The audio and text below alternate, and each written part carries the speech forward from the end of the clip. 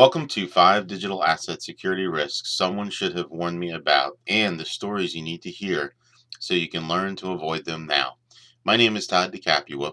I wanted to go ahead and share this session with you as I'd recently presented it at a very large security conference, but I think it's critical and the timing couldn't be better to be able to get these ideas out so that you could mitigate these risks now and be prepared in the very near future. A few of the discussion points that I'm hoping to cover with you today. Wanted to provide you with a quick background and a story. Also, look at what are some of these digital assets that you may be seeing or not seeing in your environment today. Also, look at 5 digital asset security risks, and then provide a little bit of a wrap up. So, as we move to this quick background and a story, one of the things that I wanted to share is I've come up as a developer, as a program leader, as a director of technology, leader of people. And the thing that I have found interesting is as I've worked through a lot in performance engineering, I've continuously seen the correlation of security as well. And one of the things that I've done in my career is consciously made a shift to spend some time in security. Well, what that's enabled me to do is gain some additional insights and perspective, and as well as learnings that I can apply and also share. So that's kind of a very quick background and kind of where my journey has taken me. The other pieces here that I wanted to share is things like SSL certificates. They're out there. You may or may not know how they are managed. This very specific story was for a smaller web-based application. We were getting ready to host a very large customer conference and getting ready to launch something called Software Insights.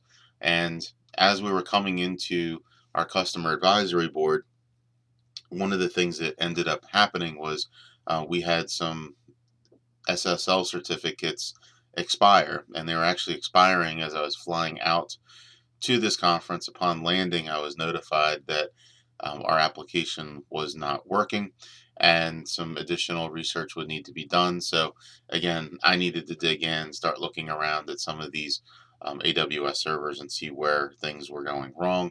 Quickly to find out that, in fact, it was a certificate that had expired, and my infrastructure team thought that those were the development servers that we ended up not using, not the production servers that were actually hosting everything. So again, very simple thing like an SSL certificate, an experience that I had had, and caused a bit of short-term stress. But we did get a new certificate. We did implement it, get it installed, so that when we held this customer meeting on Sunday morning, that we were able to have everything up and running. The second one here you can see is the Syrian Electronic Army. This is a story that I love to tell. It highlights how some of the organizations out there today are looking to do things like take over your domain. This was the Wall Street Journal. This was also the Syrian Electronic Army. They were able to take over the wallstreetjournal.com for a period of time and control that domain, sending users to wherever they had wanted to. The third bullet here, you can see revenue, brand, customer, and competitive advantage. So these are kind of 4 areas that I often look at. And as you share these ideas with people, um, these 5 ideas of your digital assets and some things that you can do, I often like to bring it back to the business value. So, what is the impact to revenue of any of these types of um, impacts, or technology breaches, other security risks that lie out there with your digital assets. Um, Brand, what happens to your brand? How about customer attraction and retention? And then also from a competitive perspective, how are you positioning yourself differently than your competitors in the marketplace today? So, again, just a quick background, some stories, and reflection points on how I would suggest we want to look at this. Next, what are your digital assets? So again, we're going to speak a little bit about digital asset security. I think it's important that we first define, maybe what are some of these digital assets that we could start to look at and speak about today. So you can see them laid out here first with domain management and strategy. Again, many organizations that I have worked with have thousands of domains in their domain portfolio. How are they managed? What is your strategy around your management of those domains? Often, this is an area of opportunity. Number two, online brand protection. So when we spoke about potential brand impact to your organization or other organizations in your space, what is it you can do to protect your brand? Much of this is through automation, through big data, through some analysis. Oftentimes, you'll see artificial intelligence built into it as well.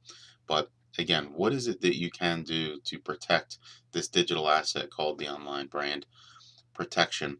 Some other areas: DNS Services and Analytics. This is kind of the backbone of many of your digital assets, is the DNS that it is running or operating on.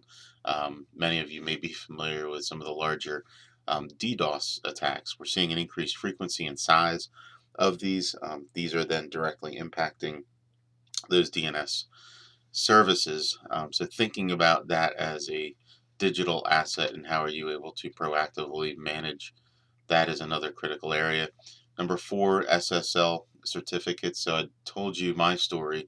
Um, and as you think about your organization, there's several different types of SSL certificates. There's also a variety of ways that organizations are managing SSL certificates today. So, a very scary area, something I would highly recommend you asking a lot of those right questions to understand a bit more about how SSL certificates are being managed in your organization. The fifth one that I've laid out here is social media username registration and management. So, even something as basic as your organization is getting ready to do some new marketing campaigns or launch some new products. Are those social media usernames even available? Or the things like that that are available? How is it that you are registering these? How is it that you are managing these? Who has access to them? Who is that voice for your organization? So again, these are kind of the five digital assets I thought would be great to touch on right now. And again, this is what I had shared previously at a very large security conference. Um, as we look at each one of these different digital assets, there's three different ways that we can think about this and approach them. So one is being able to consolidate and secure your digital assets. A second being monitor for threats and enforcing your rights. And then lastly is being able to optimize and promote your digital portfolio. So we could look at each one of these independently. For today, I want to spend some time really focusing on optimize and promote your digital portfolio. I think it's critical that we do look at the first two. However, for today, we just need to focus on optimize. Many organizations have kind of over the years accumulated a variety of these digital assets. Again, whether we're talking about your domain management and strategy, or online brand protection, or DNS services and analytics, or SSL certificates, or the social media username registration and management, really these kind of things take on their own um, personas, and every organization's a little bit different. Maybe within the group that you work in, they're managed a certain way, but in another organization, it's managed a completely different way. So as you think about these digital assets across that enterprise, how is it you can optimize them, and how is it that you can promote that digital portfolio? So as a reminder, these are the five um, areas or focus points that we can look at today around optimizing and promoting your digital portfolio. So as we look at domain management and strategy, you know, there's a few things, and you can see I've outlined some of my speaking points here, and specific areas that I wanted to share. But there's a lot of different ways that you could take this from a direction perspective. This is what over the years I've seen and accumulated as really how to first address domain management and strategy as it would relate to digital asset security risks. And again, this being number one in the list of five that we had looked at. But how is it that you can start to analyze your digital portfolio and your digital brands? Really starting to get a feel for what are they, where do they lie, again, who's managing them, who's accountable for them, but analyzing how they're performing. As we then look down into identify what are those high impacts, what are those high risk domains. Again, it could be tied specifically to one of your main or leading brands. We had talked a little bit about revenue. Oftentimes organizations can quickly point to, from a domain management and strategy perspective, it's easy for us to identify these high impact and high risk domains because it's tied directly to where the larger share of revenue is coming from. It's also important that we don't forget about the social media usernames to be able to register and or recover them. So there's some legal aspects out there to help you as well from a brand protection perspective. But again, how is it that building into that domain management strategy, we're already starting to think about that social media username aspect and being able to register them as well as being able to recover those usernames specifically. Prepare. So taking a data-driven domain strategy, customizing it to your brand's needs. The last thing that you want to have happen is have it be one or two key people in your organization, maybe somebody from your legal team and someone from your marketing team that say, well, the way that we're going to manage and drive the strategy for our domains is, the two of us are going to work together and we're going to tell you what's important. That's the way we're going to drive that domain strategy. Highly recommend being able to, again, focus on this data driven domain strategy. Also pulling in, what is that focus? Where is the mission of that organization? What are some things that we want to do proactively? What are some things we want to do defensively? But having that data-driven domain strategy will help you to make those more informed business decisions related to your domain management and strategy. As you then move into step four here, you can see manage your domain portfolio. So this becomes what sounds seemingly interesting and simple to something that can, and I've seen it become very challenging for organizations, especially if you skip items one, two, or three, or a few of them. But being able to then manage your domain portfolio, again, there's typically not an identified role or specific person in an organization that does this domain management. So again, very important area to spend some time on. As we think about optimize, again, how is it you're optimizing that performance of your domain portfolio and return on investment? So, making these investments in domain names in itself is not extraordinarily expensive. Typically, there are some that are very expensive, of course, but you know, being able to show the results that we've appropriately managed not only our brand's needs, but also looking at portfolio performance as it would relate to the return on the investment that we've made in domain names, as well as our overall strategy in managing domains. And that is where there may be some legal and some marketing components that need to be built in. Lastly, examining how your domains will impact your key digital channels. So again, there's many different digital channels depending on where your brand's needs are and where you are right now in the way that you develop your sales strategies, your go-to-market strategies.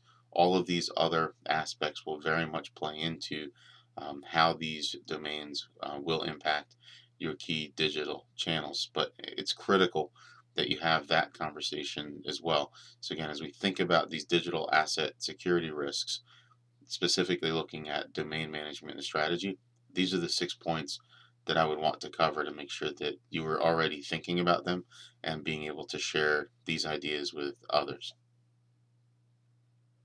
For number two, online brand protection, you can see there's kind of 3 points on here that I wanted to cover, and really thinking about online brand protection as well as how does that relate to the broader digital asset security risks. This plays a fairly key part, and you can see by going through the 3 bolded points here: protection of your digital assets, monitoring for threats, and enforcing your rights. We cover a lot of different areas, some being proactive, some being very active, and other where we're kind of coming back to get the right enforcement needed to protect our brands. So, if we look at the first one in a little bit more detail, protection of your digital assets, and what does that digital brand protection really start with? Well, it starts with securing your digital assets. So, all 5 points that we rolled through at the beginning, how is it you're able to protect things like your domain names? Really looking at that from a domain name perspective. Other things like the social media usernames. Again, how is it that you're able to protect those digital assets? There's many more that will come out, but really kind of starting to ask that question of how can we do it? What are we doing about that today? How do we do that today? Who's ultimately responsible and accountable for the protection of your digital assets? Again, all great questions to start this conversation and ensure that as it would relate to online brand protection, you're actively thinking about this and addressing it proactively.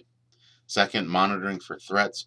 So, as you all are well aware, in our digital age today, there's many more channels that give risk or exposure opportunities to be able to reach out to your customers.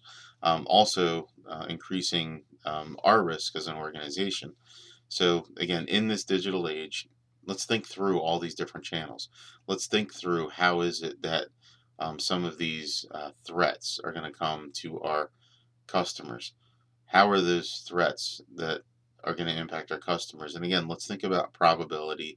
Let's think about impact from a customer perspective, and then let's look retrospectively into how is it that that could also increase our risk as an organization. And let's focus on a few of those points quite quickly. So again, how is it we can monitor for those threats where our customers are going to be impacted with a very high probability and a high impact? And let's make sure that we're monitoring for those threats. Again, thinking all about our digital asset security risks as well as online brand protection. Lastly, is enforcing your rights. So there's this continuous battle that is raging on, really looking at all these different online infringements. It is fought across many of fronts. As you would imagine, there's a lot of activities from a counterfeit perspective. There's also perspectives that we could look at from a domain name and also from a social media username, or the social networks, as you can see, um, even to the mobile app stores. Again, as you would look for some specific brands in mobile app stores, what you're going to find is it can be very confusing, which one of these apps is actually the official app. So again, a third point here that I think it's critical that we all talk about and think about to be able to learn from. How is it that you are able to enforce your rights? There are some agencies out there with some legal protections that, again, it helps to be aware of so that you could use them as you would see fit for your organization. For number three, DNS Services and Analytics. I spoke a little bit about it as we kind of went through our introductory conversation. But as you look at these 3 points, you can see that I'm going to touch on being able to identify, um, assess, as well as prepare, and what each one of these means in a little bit more detail. So being able to identify which of your domains are mission critical and require 100% uptime. It's interesting as I speak with people, and as some of these massive DDoS attacks happen. I clearly remember one that happened in recent history that was very, very significant for the East Coast of the United States. And not too long thereafter, I was at a conference and we were on a panel discussion, and I think there was 5 or 6 of us on this panel, and it was only an hour discussion. But would you believe that the topic was supposed to be performance related, but we spent half of that session speaking about DNS, speaking about DDoS, and helping the number of people that were in the room understanding a little bit more about what it is, the impact that it can have on your sites, your applications, and your organization. But most importantly, is you do have a choice. So this is something that not many people really know about straight away, but being able to identify which of your domains are mission critical and require 100% uptime, and knowing that you have a choice around your DNS. And there are more premium services that are out there and available, so that if you knew, okay, these are my mission critical domains, and for my customers and for my business, we absolutely require 100% uptime. So I am willing to pay a little bit of a premium to ensure all of that can happen. Again, you can choose that DNS provider so that you can ensure those domains that you've identified as mission critical will absolutely be up and available. Number two, assess. So really looking at this security risk that's amongst all of the current DNS providers. This is something that changes slightly over time, so it's important that you continuously monitor and manage and observe the different DNS providers, and being able to formulate kind of a consolidation strategy. So, one of the other things that I observe many a time as I work in organizations is this DNS strategy, or um, I guess the way that it's just kind of proliferates over time is you get one DNS provider, then somebody goes out and they pick up another DNS provider. So now you end up with, and again, I've seen large organizations where you've got 18 to 35 different DNS providers across the organization. Really makes it quite a challenge to be able to appropriately um, manage that. And clearly, there's not a strategy in place when you have that many DNS providers.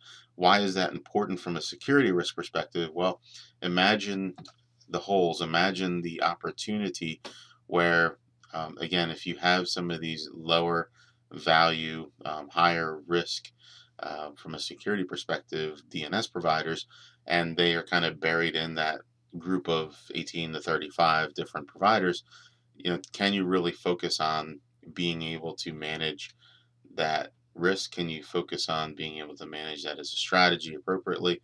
The answer is no. So again, some of the recommendations you'll see in here are, get it down to a common, maybe 3 to 5 DNS providers. Make sure that you're getting the right level of service for those domains, and ensuring that you are getting that service that you absolutely need.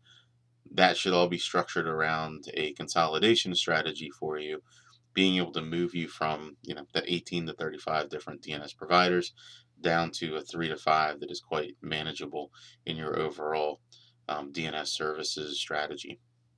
Lastly, prepare for domain name analytics and centralized zone management. So again, a critical element that as we think about DNS services and analytics, how is it that we're able to show the traffic? How is it that we're able to look at all the different aspects behind each of these domain names and really understand what are the risks that we have out there from a digital asset security perspective, as well as being able to do the centralized zone management again at that domain and DNS level, so to appropriately and most efficiently be able to manage these services.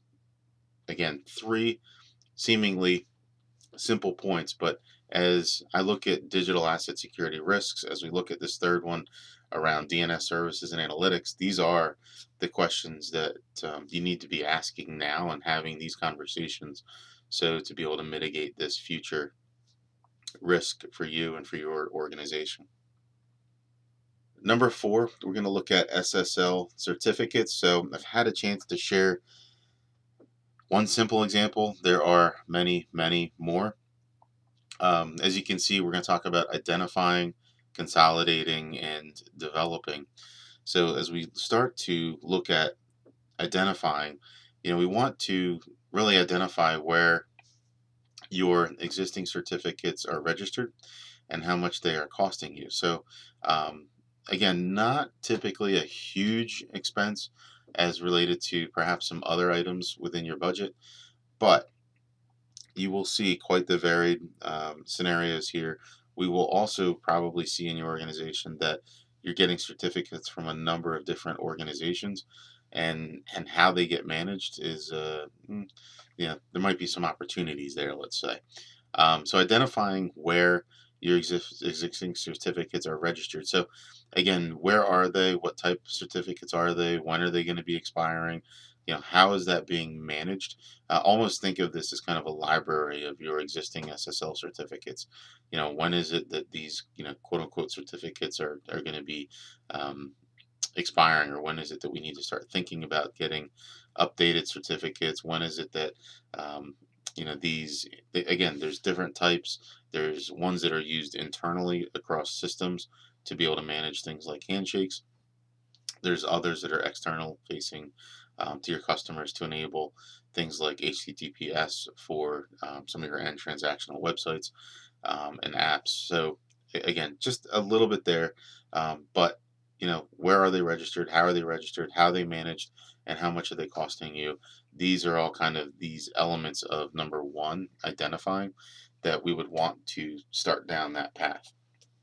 So from a consolidating perspective, again, we want to look at how we can consolidate down to a manageable number of um, issuing registration or issuing certificate organizations.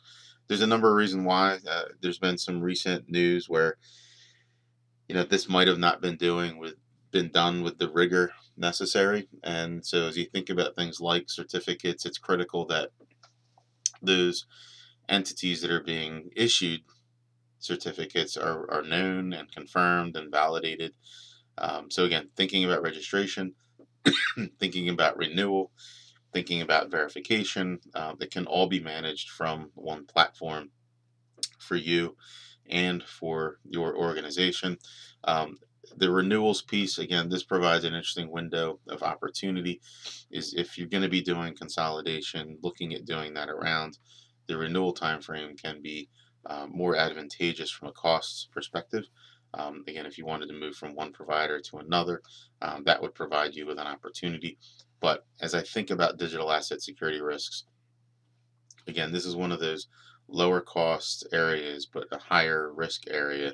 So again, it makes sense to make this a priority, being able to consolidate these certificates. Lastly, developing a policy as you would for domain names or social media accounts so that you can efficiently manage certificates on a continuing basis. You can see that that's policy with a small p. Again, this is one of the areas that is often um, forgotten about and can come back to cause some fairly significant pain. Again, I gave a very simple example, but imagine a large organization with a very significant brand, with a very focused transactional website and or mobile app, and then having certificates expire, preventing your customers from being able to do transactions. Um, that is the type of impact that has been observed and will continue to be observed if you cannot efficiently manage these certificates on a continuing basis. So, as we think about developing that policy and why it's important, again, just as you would for your domain names, just as you would for your social media accounts, let's think about those SSL certificates to be able to go ahead and take care of those as appropriate also. So, number five, social media username registration and management. This has been an area that I kind of wanted to highlight because I feel like it's typically an afterthought. There's some more startup or mid-sized organizations that I've worked with now that, as they think about a go-to-market strategy or a new innovative product that they're going to be releasing or naming, they think about that now a little bit more proactively. And, what is it that from a social media username we can go out and take advantage of? And it actually may play into um, the naming for that product and some of the go to market, as well as what they would be registering or naming as it would relate from a brand and a domain perspective. So, again, digging a little bit more deeply here, you can see that we talk about registration and portfolio management around that social media username. We talk about brand monitoring on social media, as well as abuse on social media. So, these three elements, again, are critical ones that, as I've had this opportunity to uh, work across many organizations and kind of driving my career in a direction that have been exposed to more around security, but coming up as a developer and focusing on performance as well as a number of other items, I see a gap, and I wanted to kind of get it out there so that you can address this in your organization. You can have these types of conversations, and start asking the dialogue of, hey, how is it that when we think about social media, when we think about our usernames, how are we registering these? How is it that we're managing them as a portfolio?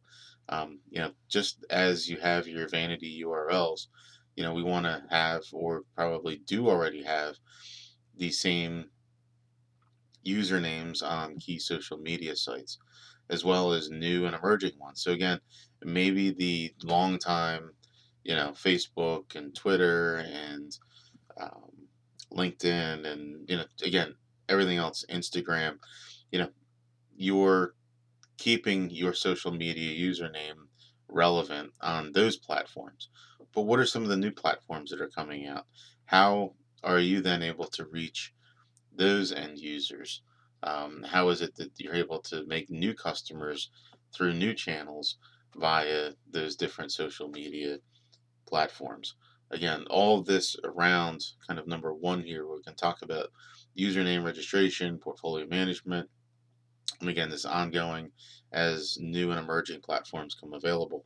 How is it that we are doing that activity? Number two, social media brand monitoring. Again, as you think about your brand, as you know, what is it that your customers or consumers are saying about your brand? Some people refer this as, um, how do my customers feel? What does that look like? And there's a number of different ways, and they're continuing to evolve in the world today. But user sentiment is something that there's a lot of different ways people are scoring it today. But as you think about user sentiment, as you think about your brand, and again, what is your strategy around this? Um, because again, your social media username and brand are critical digital assets to your business. Well, how is it that you're able to monitor those from a risk perspective? I know that I was doing some traveling in India, and there's a very large chocolate manufacturer that it was found they had some aluminum in their product, and the first place this showed up was within their social media channels. Fortunately, that organization was already monitoring those channels, so they were able to see this start to pop up, and of course it kind of fired off a lot of different research areas, I guess. Help us understand why this would have happened, where did it happen, following it all the way back to the root cause of how did that get introduced into the product. Was it something that we did in the manufacturing, or was it something that was done somewhere else in that supply chain? But thinking about user sentiment, being able to monitor that and have the analytics to come out of it, critical to being able to manage that digital asset security risk. Lastly, social media abuse, knowing the complexities and how to navigate for things like content removal, as well as registering or attempting to recover handles that you are entitled to because of your brand. Also thinking about things like brand abuse or trademark infringement on social media sites. Again, there are a lot of legal um, avenues available to you here. However, if you're not monitoring these, if you're not aware of them, if it's not anything being focused on within your organization, it's often difficult, and you will see a lot of people trying to um, go ahead and register a handle on a social media platform that may be very close to your brand or similar to your brand, or maybe they're proactively doing this and looking to take advantage of the opportunity. Especially, again, think about a new product that you're going to be launching or a new brand that you're going to be launching. How is it that you are out registering that handle? How is it that you are able to make sure that there's no negative content being put out there about that specific brand name? Again, all of these kind of under that digital asset security risk area, but just know that it's out there, especially as you think about brand abuse, trademark infringement, a lot of opportunity that you need to be aware of.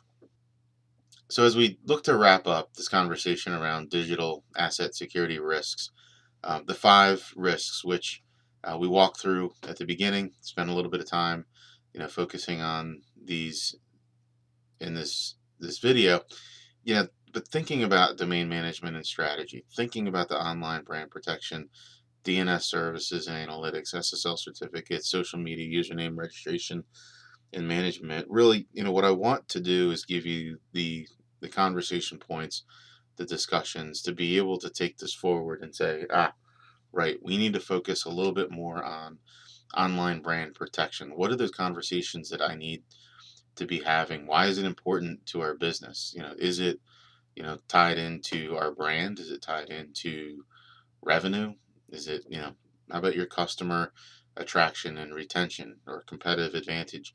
What are those elements, and why has this become very important for your customers and for your business?